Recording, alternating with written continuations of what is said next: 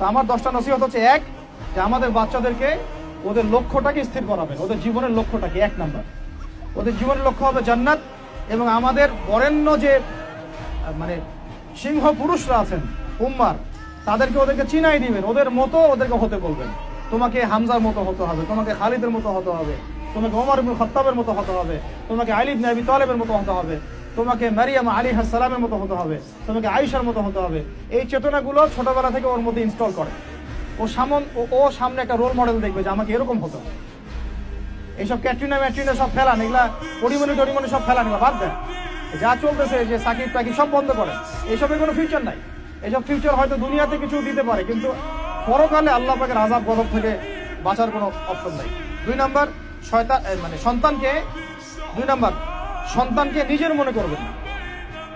সন্তানকে মনে করবেন এটা আল্লাহর আমানত আপনার কাছে।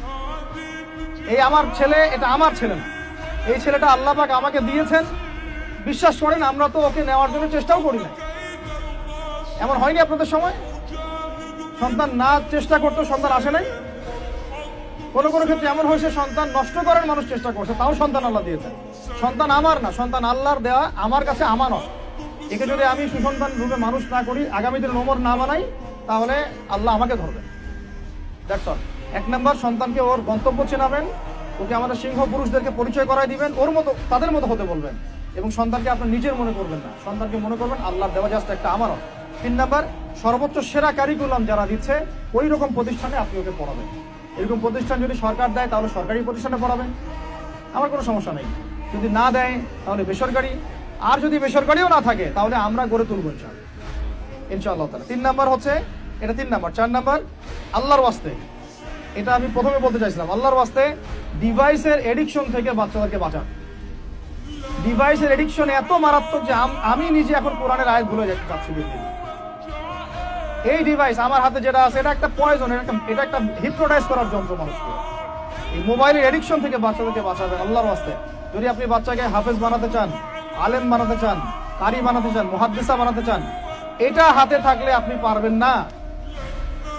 এটাতে এডিক্টেড হয়ে গেলে আপনি কোনোভাবেই বাচ্চাকে মেমোরি ধরে রাখতে পারবেন না। বহু হাফেজে কোরআন ভুলে গেছে দিন দিন এটার কারণে। এটার মধ্যে অ্যাডাল্ট্রি অনেক কিছু আছে, ওরা এগুলো বোঝে, ওরা এগুলো এখন বোঝে, কিন্তু ওরা ছোট নাই এখন। এগুলো একটা কার্টুন দেখতে গিয়ে ওরা 10টা দেখে ফেলবে, আজে বাজে জিনিস দেখে ফেলবে।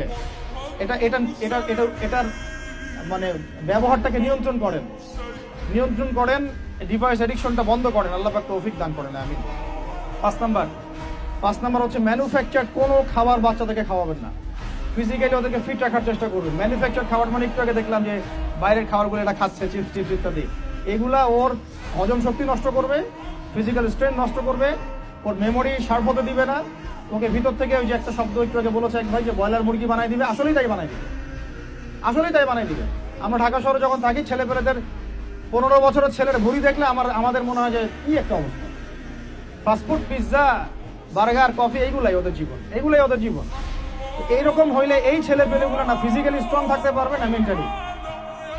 আর মনে রাখবেন, কোরআনে আল্লাহর কিতাবের মধ্যে আল্লাহ পাক নেতৃত্ব দেওয়ার 2টা গুণাবলী বলেছেন। কয়টা বলেন? মাত্র 2টা। নেতৃত্ব দেওয়ার জন্য ওইরকম জায়গায় যেতে হলে 2টা গুণাবলী এনশিওর করতে হয়। একটা হচ্ছে ফিজিক্যাল স্ট্রেংথ, একটা হচ্ছে ইলমের স্ট্রেংথ। বাসতাতাম ফিল জিসমি ওয়াল ইলম আও বাসতাতাম ফিল ইলমি ওয়াল জিসম, মানে জ্ঞানে এবং দৈহিক শক্তিতে বলীয়ান হওয়া। ছোটবেলা থেকে খাবারে যদি আপনারা সচেতন না হন, এই বাচ্চারা বড় হয়ে দেখবে যে 15, 20, 30 বছরেই ভেঙে পড়ে গেছে। আমরা এটা চাই না। বিশুদ্ধ খাবার এবং ম্যানুফ্যাকচার খাবার ত্যাগ করা, বাইরের খাবার বন্ধ, এবং যে রুট লেভেল থেকে ভালো খাবার এনে ওদেরকে খাওয়াবেন। পরিষ্কার পরিচ্ছন্নতাকে সর্বোচ্চ গুরুত্ব দেবেন, নিট অ্যান্ড ক্লিন থাকবে আর কি। আমার সাথে আমার পরিবারের যে মাঝে মাঝে যে একটু মিষ্টি ঝগড়া হয়, আমার একটা জিনিস নিয়ে ঝগড়া হয়, যে বাচ্চারা পরিষ্কার না কেন, ঝকঝকা চকচকা না, একদম সবসময় ঝকঝকা চকচকা থাকবে, না হলে এই যে হাত দিয়ে এটা ধরতেছে, পেটে হাত দিয়ে, মুখে হাত দিবে, পেটটা নষ্ট হয়ে যাবে। বাচ্চাদের হাইজেনিক পরিবেশ দিতে হবে, আল্লাহ পাক তৌফিক দান করেন। এটা হলো 5। 6 নাম্বার হচ্ছে নিয়মিত ওদেরকে খেলতে দিবেন। এটা আমি নিজে লিখেছি, কারণ ছোটবেলায় আমরা অনেক খেলাধুলা করেছি। আমি একটু বুঝাই জাস্ট 1 মিনিটে।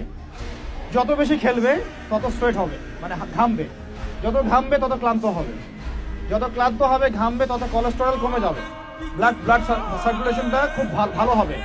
তারপরে যত খেলবে ও টায়ার্ড হবে, তখন ও খাবে বেশি, মানে ভালো জিনিস খাবে বেশি, রুচি বাড়বে। যত ভালো খাবে ঘুম তত ক্লিয়ার হবে, ঘুম যত ক্লিয়ার হবে ও ব্রেন তত শার্প হবে, ব্রেন যত শার্প হবে ও অল্প সময়ে যা পড়তে পারবে, যা মুখস্থ করতে পারবে, এটা 10 ঘন্টায় আপনি পারবেন।